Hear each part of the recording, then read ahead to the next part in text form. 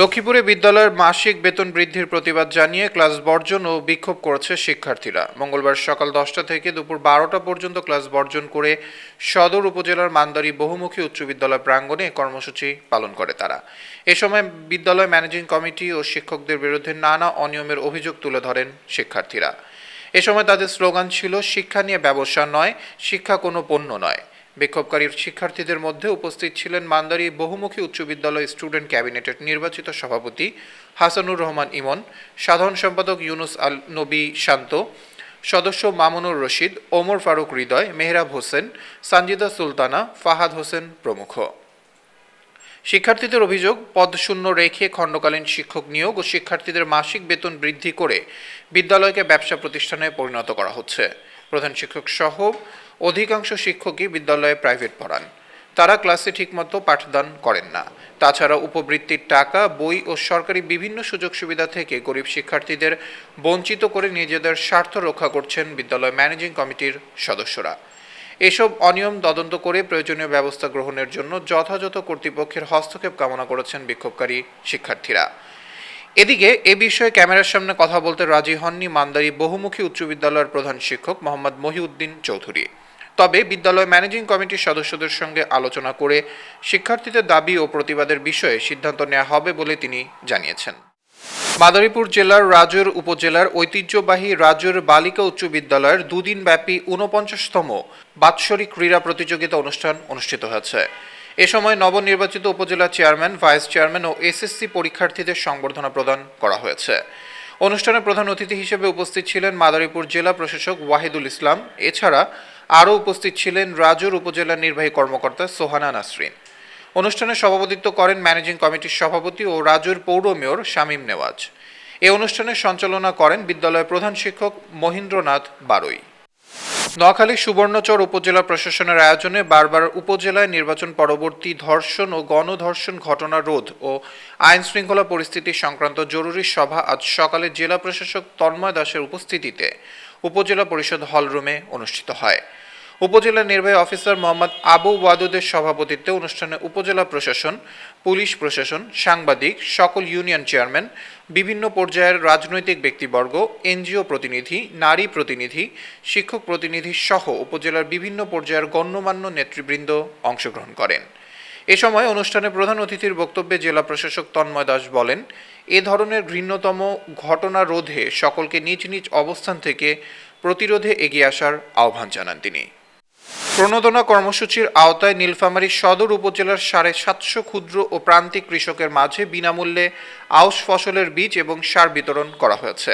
সোমবার দুপুরে সদর উপজেলা পরিষদ প্রাঙ্গণে বিতরণ অনুষ্ঠানে প্রধান অতিথি ছিলেন নীলফামারী 2 আসনের সংসদ সদস্য আসাদুজ্জামান নূর। 2018-19 অর্থ বছরের মৌসুমে কৃষি প্রণোদনা কর্মসূচির আওতায় ক্ষুদ্র ও প্রান্তিক 750 জন কৃষকের মাঝে 5 কেজি বীজ, ডিএপি 15 কেজি এবং এমওপি 10 কেজি করে সার বিনামূল্যে বিতরণ করা হয়। রংপুরের মিঠাপুকুর বৈরাগীগঞ্জে ন্যাশনাল এগ্রিকালচারাল টেকনোলজি ফেজ 2 এর আওতায় উপজেলা প্রাণী সম্পদ অফিসের উদ্যোগে সিআইজি ও নন সিআইজি গরু মোটাতাজাকরণ ও দুগ্ধ খামারিদের একদিনের প্রশিক্ষণ এবং কৃষক সমাবেশ সোমবার বিকেলে অনুষ্ঠিত হয়।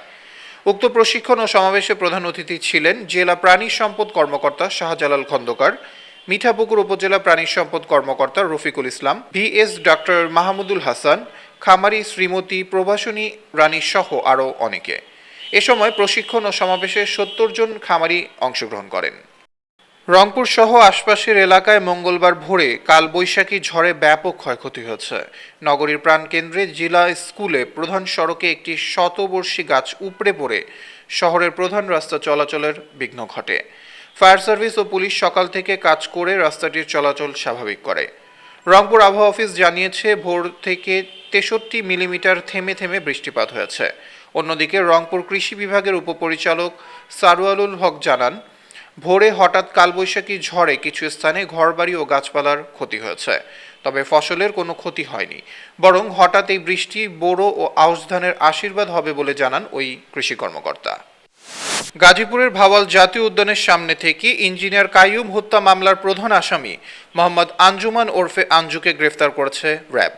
সোমবার দিবাগত রাতে র্যাব 1-এর একটি দল অভিযান চালিয়ে কালিয়াকৈর উপজেলার চন্দ্রা থেকে তাকে গ্রেফতার করে।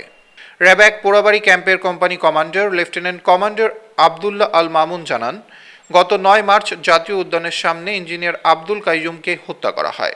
পরে খবর পেয়ে 13 মার্চ ওই এলাকা থেকে অর্ধগলিত অবস্থায় অজ্ঞাত পরিচয় হিসেবে তার মরদেহ উদ্ধার করে গাজীপুর সদর থানার পুলিশ। এ বিষয়ে সদর থানায় 16 মার্চ একটি হত্যা মামলা দায়ের করা হয়। এই মামলায় পুলিশের পাশাপাশি তদন্ত শুরু করে র্যাব। এরই ধারাবাহিকতায় সোমবার রাতে র্যাব 1-এর একটি অভিযানিক দল গোপন সংবাদের ভিত্তিতে কালিয়াকৈর উপজেলা চন্দ্রা এলাকায় অভিযান পরিচালনা করে। সেখান থেকে কাইয়ুম হত্যা মামলায় একমাত্র আসামি আঞ্জুকে গ্রেফতার করা হয়। এদিকে র্যাবের জিজ্ঞাসাবাদে ইঞ্জিনিয়ার কাইয়ুমকে গলা টিপে হত্যা করার বিষয়টি স্বীকার করে আসামি আঞ্জুমান ওরফে আঞ্জু। মানুষ মানুষের জন্য, জীবন জীবনের জন্য। পেকুয়া বারবাকিয়া আদর্শ স্কুলের 9ম শ্রেণীর মেধাবী ছাত্রী মরিয়ম অন্য সব মেয়ের মতো প্রতিদিন স্কুলে যেত, পড়াশোনা করত। স্বপ্ন দেখেছিল বড় হয়ে সে বড় মানের ডাক্তার হবে, কিন্তু স্বপ্ন পূরণের আগেই নিয়তি যেন তাকেই বড় ডাক্তারের কাছে নিয়ে গেল। মরিয়ম আজ মরণব্যাধি ক্যান্সারে আক্রান্ত।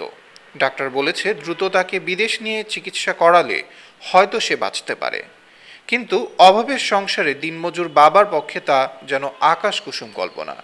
একটু বেশি গরিব মানুষ, আমার বাবা ওনারা আমার বাবা তো বেশি একটা রুকিয়ে বড় ধরনের রুকিয়ে আমার বাবা বাসাই বললো বলে ওনারা সহযোগিতা করেন। আমার বাবা ওনারা সহযোগিতা করলেন, আমার বাবা বাসিও দিয়ে একখানা আশা করি আল্লাহ দিন। আবার নতুন ফিরে পাইতে চাই, আবার স্কুলে যাইতে চাই। ওনারা বেগুনে সাহায্য সহযোগিতা করলে নতুন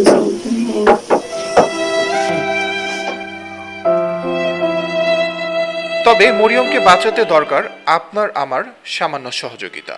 হয়তো আমাদের সামান্য সহযোগিতায় মরিয়ম ফিরে পাবে তার ডাক্তার হয়ে সেবা করার স্বপ্ন। মরিয়ম হারলে হারবে মানবতা, হারবে মানুষে মানুষের সম্প্রীতির দায়বদ্ধতা।